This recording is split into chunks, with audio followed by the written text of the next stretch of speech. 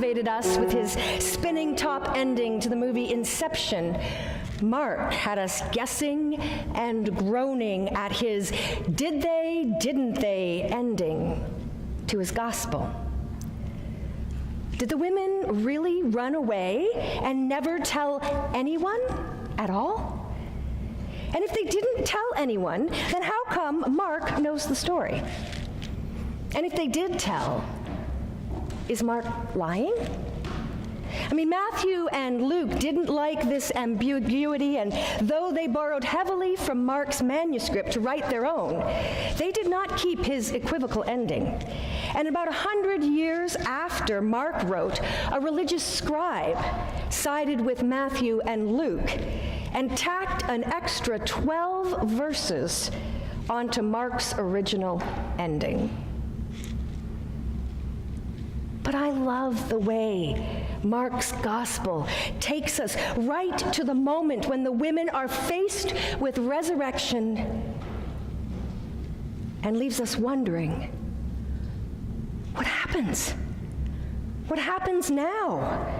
I mean, Mark begins chapter 1 with the story of Jesus and these words, "In the beginning." This is the beginning of the good news of Jesus the Messiah. And he leaves us wanting to know, how does it all end? And what does it all mean? The women come to the tomb with spices for the decomposing body. They are mid-grief with the complexity of emotions that entails: sorrow, loss, relief. Relief is one of those emotions that we rarely discuss in relationship to death, but it's there too. Relief that a loved one's suffering has ended. Relief too, sometimes, that our promises to them can go unfulfilled.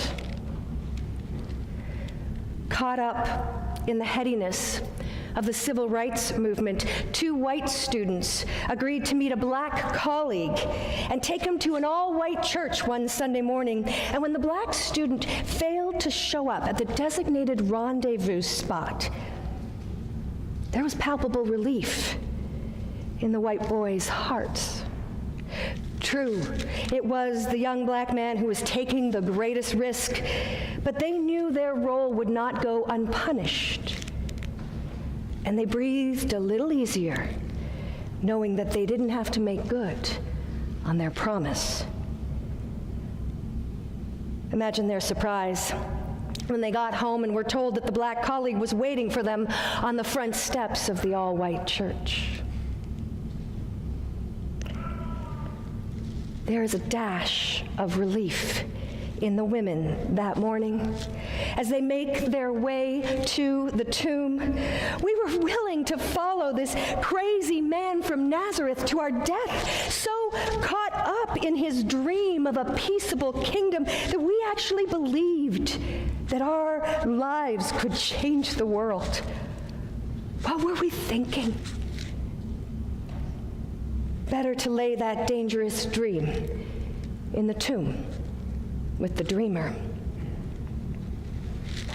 But when the dreamer awakes, the choice must be faced again. Believe or run away. Which side of resurrection do you live on?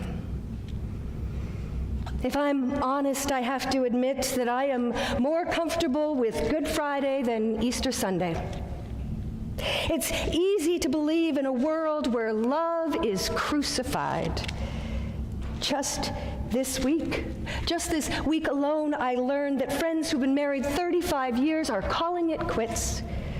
Just this week, I took a phone call to help a family of a young mom who'd overdosed. Just this week, I sang in solidarity with children all over the world who fight for safe schools.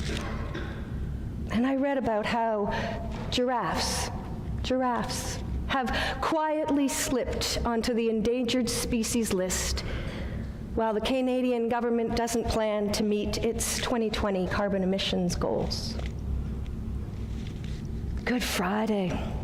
Good Friday is where I wallow in the muck and the mire of human failing, and I find this odd sort of relief. Yes, there is unbearable pain, but maybe now that the dreamer in me has died, I can sink into the tomb of complacency. It was all just a dream. The top keeps spinning. Business as usual in our dog-eat-dog world.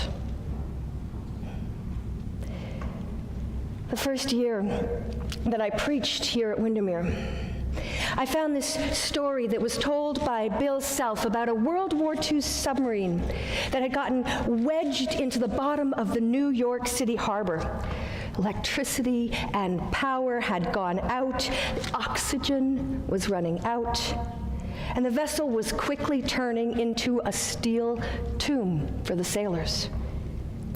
The Navy sent a group of elite divers down to the submarine's dangerous depths, and the trapped sailors heard the metal boots of one of the divers as he landed on the shell of the submarine, and they stumbled their way through complete darkness to where the sound they'd heard came from.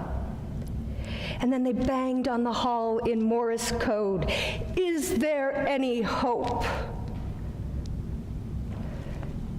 And the diver heard the message, and he used his feet to tap back, "Yes, there is hope." And Bill Self uses this story as an analogy for humankind, which is trapped in a dreadful situation, running low on faith and looking for a word from beyond that can give us reason to hope. Who will roll away the stone and set us free to live again? It's kind of interesting that the Greek word used for tomb has the same root as the Greek word for memory. The tomb is a memorial, a place of memory. As the women approach the tomb, they wonder, who will roll away the stone from the doorway of our memories? The answer is God. "Don't be afraid," says the man dressed in white. "Don't you remember? It's just as he told you. He is risen. Go and tell the disciples that the stone has been rolled away and hope lives once more." Don't you remember? The stone has been rolled away from the doorway of our memories. Do you remember how once the cruel winter bit into our faces, but now the spring has sprung? Remember how it was once seemingly impossible to keep automatic weapons out of our schools, but now the children refuse to stay silent? Remember how Christ said, "A little child shall lead them"?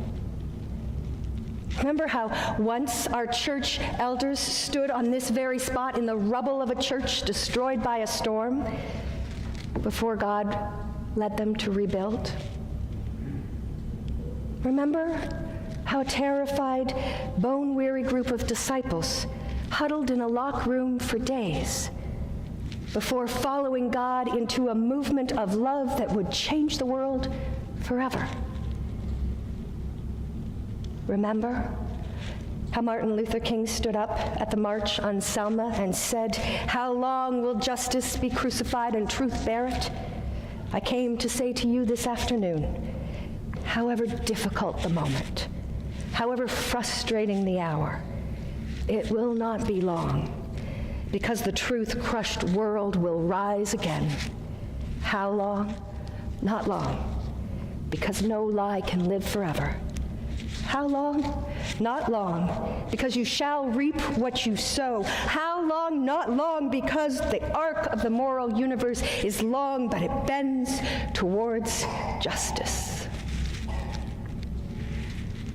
The Christian story, began so eloquently by Mark, is about a God who continues to call us out from the tombs that we dig for ourselves by rolling away the boulders that entomb our memory of hope. How long? Not long. For this day I say to you, the stone has been rolled away. Thanks be to God.